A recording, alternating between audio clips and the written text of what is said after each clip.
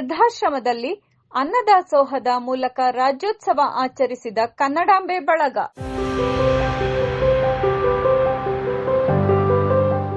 ನಗರದ ಕನ್ನಡಾಂಬೆ ಬಳಗವು ಹಲವು ವರ್ಷಗಳಿಂದ ಕನ್ನಡ ರಾಜ್ಯೋತ್ಸವವನ್ನು ಸಂಭ್ರಮದಿಂದ ಆಚರಿಸುತ್ತಿದ್ದು, ಇಂದು ಇಂದಾವರದ ಅನ್ನಪೂರ್ಣೇಶ್ವರಿ ವೃದ್ಧಾಶ್ರಮದಲ್ಲಿ ಕನ್ನಡ ರಾಜ್ಯೋತ್ಸವವನ್ನು ಆಚರಿಸುತ್ತಿದ್ದು, ಇದು ಸಂತೋಷವೂ ಹೌದು, ದುಃಖವೂ ಹೌದು.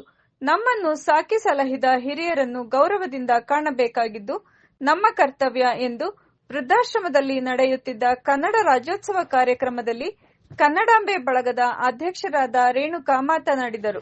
ಇಂದಾವರದಲ್ಲಿರುವಂತಹ ಶ್ರೀ ಅನ್ನಪೂರ್ಣ ವೃದ್ಧಾಶ್ರಮದಲ್ಲಿ ನಾವು ಕನ್ನಡ ರಾಜ್ಯೋತ್ಸವವನ್ನು ಆಚರಣೆ ಮಾಡ್ತಾ ಇದೀವಿ. ಇದು ನಮ್ಮ ಒಂದು ಕನ್ನಡಾಂಬೆ ಬಳಗವನ್ನು ಸ್ಥಾಪನೆ ಮಾಡಿ ಈ ವರ್ಷಕ್ಕೆ 10 ವರ್ಷ ತುಂಬುವಂತಹ ಸಂದರ್ಭದಲ್ಲಿ ಇದೊಂದು ವಿಶೇಷವಾಗಿರಲಿ ಅನ್ನುವಂತಹ ಒಂದು ಸಾಮಾಜಿಕ ಕಳಕಳಿಯೊಂದಿಗೆ ನಾವು ಇವತ್ತು ಏನು ನಮ್ಮ ವೃದ್ಧಾಶ್ರಮದಲ್ಲಿ ಅನ್ನದಾನವನ್ನು ಏರ್ಪಾಡು ಮಾಡಿದ್ವಿ.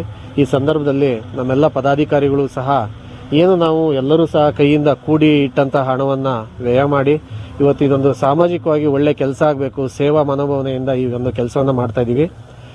ಇದೇ ರೀತಿಯಾದಂತಹ ಒಂದು ಸೇವೆಯನ್ನು ನಾವು ಇನ್ನುಳಿದಂತೆ ಮುಂದಿನ ದಿನಗಳಲ್ಲಿಯೂ ಸಹ ಮಾಡುವಂತಹ ಧೈರ್ಯ ಮತ್ತು ಶಕ್ತಿಯನ್ನು ಭಗವಂತ ನಮ್ಮೆಲ್ಲರಿಗೂ ಕೊಡಲಿ ಅಂತ ಕೇಳ್ಕೊಳ್ತಾ, ಇದೇ ರೀತಿ ಇನ್ನೂ ಹಲವಾರು ಸಂಘ ಸಂಸ್ಥೆಯವರು ಇಂತಹ ಒಂದು ವೃದ್ಧಾಶ್ರಮ ಇರ್ಬೋದು, ಈ ಥರ ಒಂದು ಬಳಲಿದಂತಹ ಒಂದು ಹಿರಿಯರಿಗೆ ಚೇತನಗಳಿಗೆ ನಾವೆಲ್ಲರೂ ಸಹ ಈ ಒಂದು ಸಹಕಾರವನ್ನು ನೀಡಬೇಕಾಗ್ತದೆ. ಮುಖ್ಯ ಅತಿಥಿಗಳಾಗಿ ಆಗಮಿಸಿ ಸನ್ಮಾನ ಸ್ವೀಕರಿಸಿ ಮಾತನಾಡಿದ ನಗರಸಭೆ ಉಪಾಧ್ಯಕ್ಷರಾದ ಅನು ಮಧುಕರ್, ವೃದ್ಧಾಪ್ಯವು ಎಲ್ಲರಿಗೂ ಕಟ್ಟಿಟ್ಟ ಬುತ್ತಿ.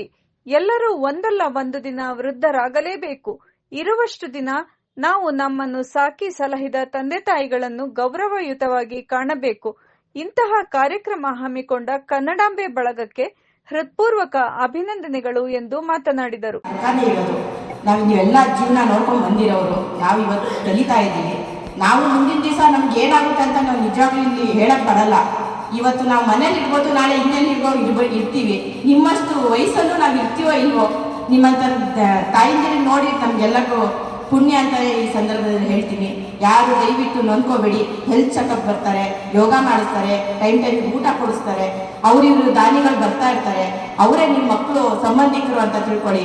ಯಾರು ಸಂಬಂಧಿಕರಾಗಲಿ ಮಕ್ಕಳಾಗಲಿ ನಮ್ಮವ್ರು ಆಗಲ್ಲ.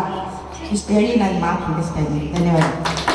ಸನ್ಮಾನ ಸ್ವೀಕರಿಸಿ ಮಾತನಾಡಿದ ನಗರಸಭೆ ಸದಸ್ಯರಾದ ರೂಪಾ ಕುಮಾರ್, ನಾನು ಇಲ್ಲಿಗೆ ಬಂದಾಗಲೆಲ್ಲ ಹಿರಿಯರ ಜೊತೆ ಮಾತನಾಡಿಕೊಂಡು ಹೋಗುತ್ತಿದ್ದು, ಅವರ ಜೀವನದ ಘಟನೆ ಕೇಳಿದಾಗ ದುಃಖವಾಗುತ್ತದೆ.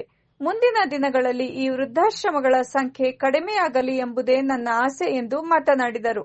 ಒಂದು ಹುಟ್ಟಹಬ್ಬ ಆಚರಣೆ ಮಾಡೋದಕ್ಕಾಗಲಿ ಪ್ರತಿ ಸಲ ಸುಮಾರು ಸಲ ಬಂದಿದ್ದೀನಿ. ನಾನು ಇಲ್ಲಿ ಬಂದಾಗಲೂ ಕೂಡ ನಾನು ಎಲ್ಲನೂ ಮಾತಾಡ್ಸ್ಕೊಂಡು ಹೋಗಿದ್ದೀನಿ.